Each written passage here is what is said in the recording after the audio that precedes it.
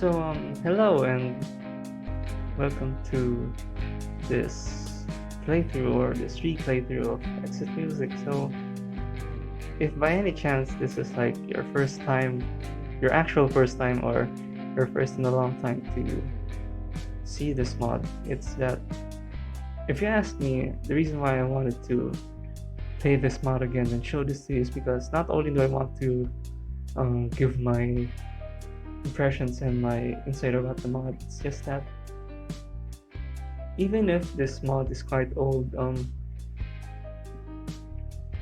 for one, it's getting a remake.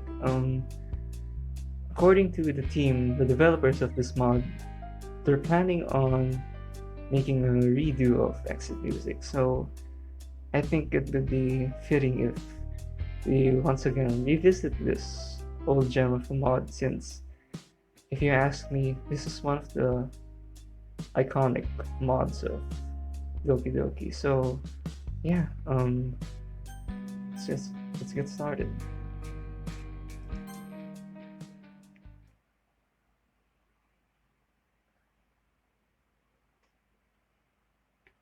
It's a day at the festival. Fall days, I expect this to be one where I'd be walking to school with Sayori. But Sayori isn't answering her phone. I consider going to her house to wake her up. It's not a big deal to at least wait for her, or help her wake up. Even the simple gesture of walking her to school makes her really happy. Besides, I told her yesterday that things will be the same, as they always have been, since this does take place after Sayori's confession about everything. That's all she needs and what I want to give to her. The hell with it. I'll go get her. I grabbed the cupcakes Natsuki and I made yesterday and make my way to Sayori's. I reach Sayori's house and knock on her door. I don't expect an answer, since she isn't picking up her phone either. Like yesterday, I open the door and let myself in. She really is a heavy sleeper. I swallow. I can't believe I ended up doing this after all. Waking up in her own house. Is it not more like something a boyfriend would do? Actually, yes. I mean, even if I was tasked to bust through my friend's house, even I would be nervous doing that. In any case, just feels right. Outside Sayori's room, I knock on her door. Sayori? Wake up, dummy. There's no response. I really didn't have to enter a room like this. Isn't that kind of a breach of privacy? But she really leaves me no choice. I gently open the door, and Sayori? Midas? Sayori stands at the foot of her bed, a long rope in her hand. It's tied into a hangman's noose. In the shock of the moment, I release my grip on the cupcakes. What the? It's not what... Like hell, it's not what it looks like. I'm so sorry, Midas. And yes, I named myself Midas after my Reddit account. I can't believe this. Sorry wouldn't do something like this. Jesus, Sayori. I should have known it was this bad. Sayori drops the noose to the floor. Sayori, why haven't you talked to anybody about this? I don't want to waste people's time. You're not wasting anybody's time. You'll just want you to be happy, like you've made us, because you're the ball of sunshine in the club. Mm-hmm. You really deserve to be happy. I know you don't know. I know you don't think that now, but well, it's the truth. And I'm determined to help you every step of the way. But to start, you need to talk about this. I can't. I just... There's a short pause. All is silent aside from Sayori sobbing. I was about to do it, Midas. I'd have never seen you again. Sayori, could you imagine if I'd found you like that? I... Sayori, listen, it doesn't matter what you're going through. You'll always have a reason to stay with us. Even if there's only one thing worth living for to you, did you need to hold on to that? And I know there is. You told me yourself yesterday. Midas. She releases her grip on me and backs away. You know it'll be tough, but I'll be here for you. We all will. No matter what. Midas, don't. Now listen to me. You need to talk to somebody professional about this. I'm not taking no for an answer, Sayori. I don't think I'm ready. We can go another time. Not a chance. You seriously need professional help as soon as possible. We're leaving now. I don't know if I can. Sayori, do it. For me, not for yourself. She sniffles, wiping her face with her sleeve. Okay, come on, let's go. To the doctor's. We'll take the bus. Midas. The festival. Screw the festival. You're more important to me than that. Well, I need to get changed first. Oh, of course. I nod. I take a step outside the door, reaching down to pick up the rope first, taking it with me just in case. She gently nods, shutting the door in my face. I'm a little anxious, leaving her alone right after something like this. Regardless, she needs her privacy. I kneel down, beginning to clean up the cupcake massacre littering the floor with a towel. The cupcakes. Suki's gonna kill me. I return downstairs and untie the noose, dropping the loose rope to the trash. Loose rope, sorry. I linger downstairs for a minute or two before heading back upstairs. She's probably ready by now. I knock at Sayori's door and she answers. Ready? Sayori nods once, her eyes glued to the floor. This is what's best for me, right? She stares at me, expectant of an answer. I feel uneasy, but answer anyway. I know it is. Come on now, let's get going.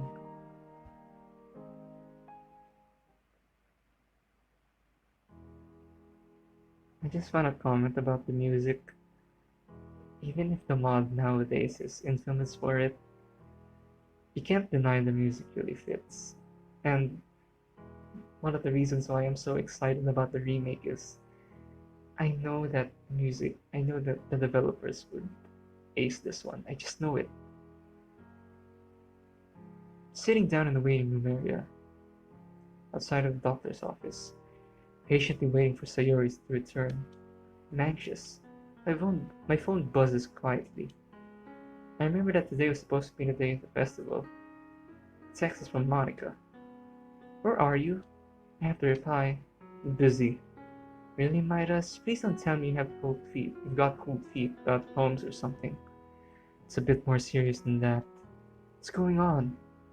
I don't know if I can tell you right now. But it's serious, okay? You gotta believe me. Well, you gotta give at least a bit of context. If you ask me, like, I just want to share my own idea about the situation. If I were MC, I would at least give a little bit of context because you can't tell somebody about their depression because I think the depressed one is supposed to be the one to tell people themselves, but in a situation like this, you could have at least given a bit of context. Poor Sayori. Fine. Just hurry up and bring Sayori with you. I look up at the door. Through the small window, I can see Sayori breaking down in her chair, her head resting on the doctor's desk. I feel terrible, knowing that I let her reach such a point due to my own negligence. Behind me, the door that leads from the entrance to my waiting room swings open, and a couple of nurses walk by.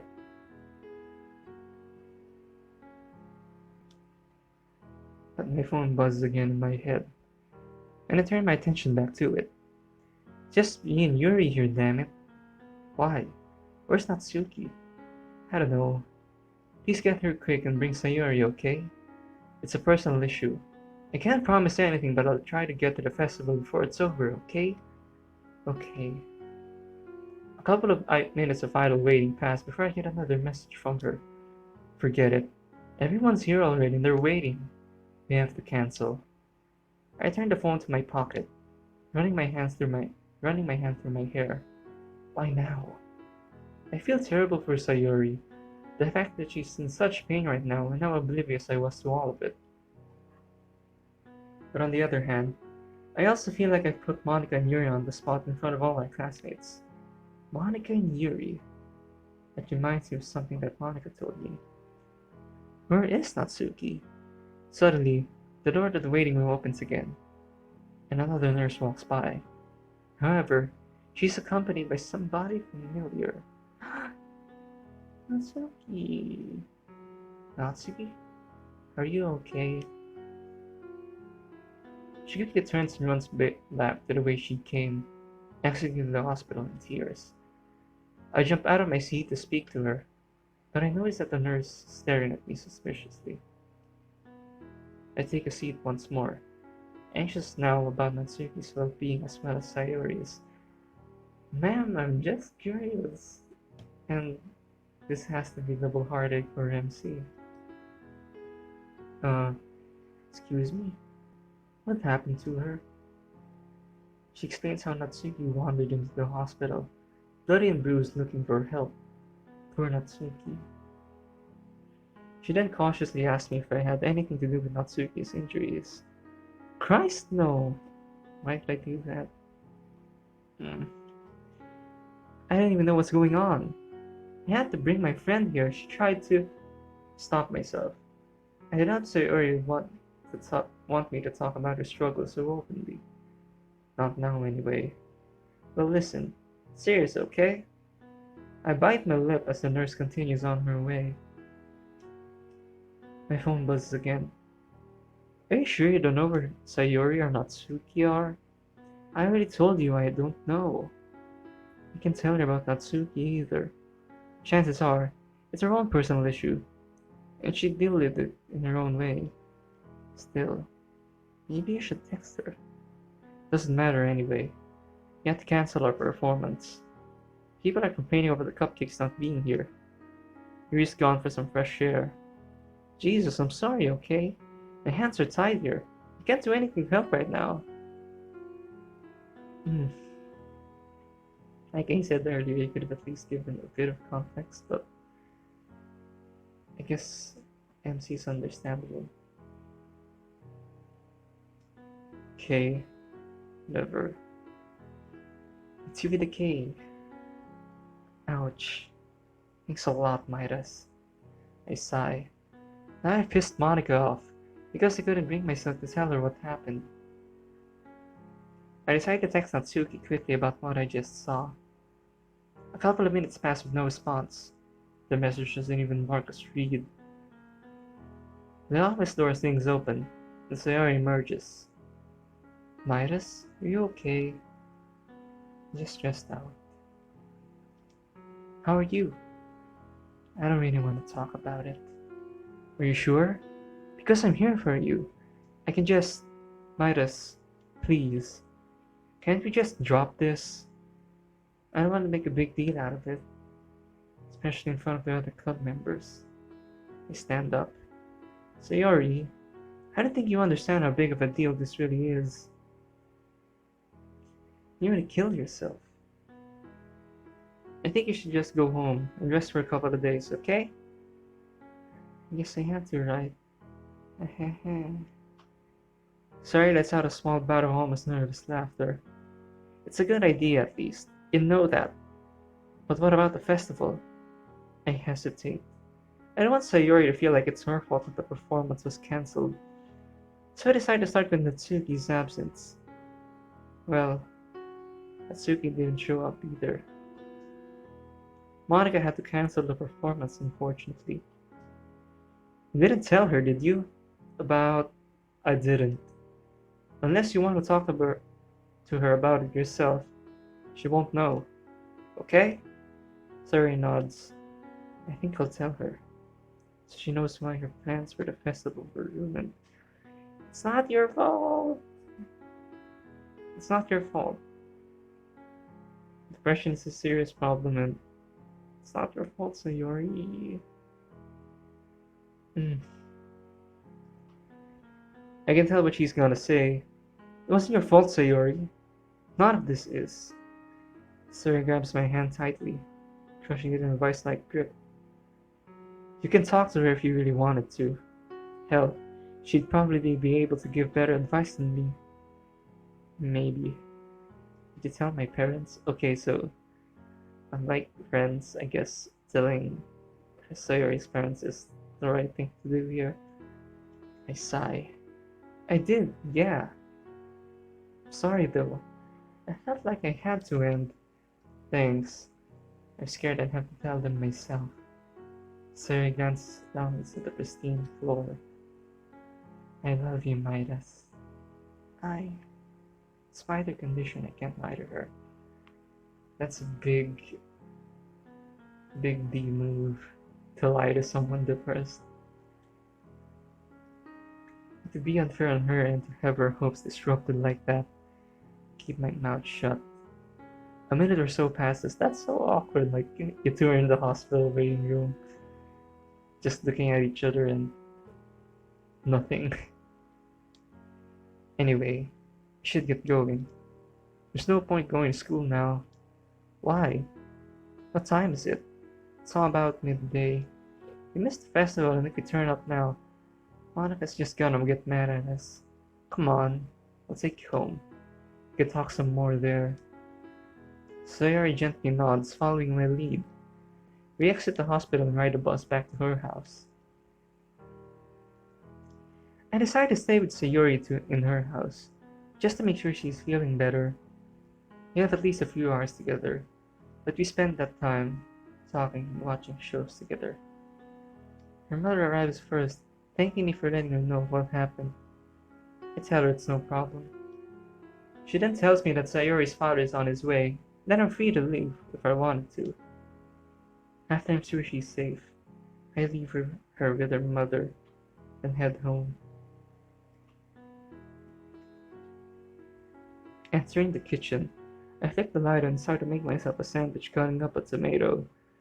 However, I started to wonder about Natsuki. I remember the time I spent with her here. My little scuffle about the cupcake's icing, which was so cute. A thing about all of the routes, like, even if Monica had her own route in the original game, it would be cute because all of them are just so cute. Especially Natsuki's. But that bruise, her nosebleed. What the hell happened to her? No in the right mind would do that to her. Possible reasons for her injuries began to circulate inside my head. Maybe she just fell over? She could have gotten into a fight with another classmate of ours. Well, falling over is a bit over-exaggerated, and I think it's unlikely that her friend would, she would do that to another classmate. Her dad, bro. Or maybe. No, surely not. Maybe I'm just overreacting to the situation. You're not. You're definitely aren't. It's been a rough day after all. But something she told me when we were reading manga together sticks in my head. I didn't even know what my dad would do if he found this. I shiver at the thought. It's only the real reason I can come up with for Natsuki's terrible injuries. I also noticed that while I was distracted, I accidentally cut my finger open while slicing the tomato. Ah, crap. I wrapped my finger in a paper towel, letting a few drops of blood soak into it, throwing the paper towel in the trash. I think back to Natsuki. I decide that I'll tell her about her father. I'll ask her about her father. Sorry. Even if she assures me that I'm wrong, at least I'll know. I eat my sandwich and head upstairs to my room. I collapse onto my bed, exhausted from the stress that the day had brought me. I drift into unconsciousness within minutes.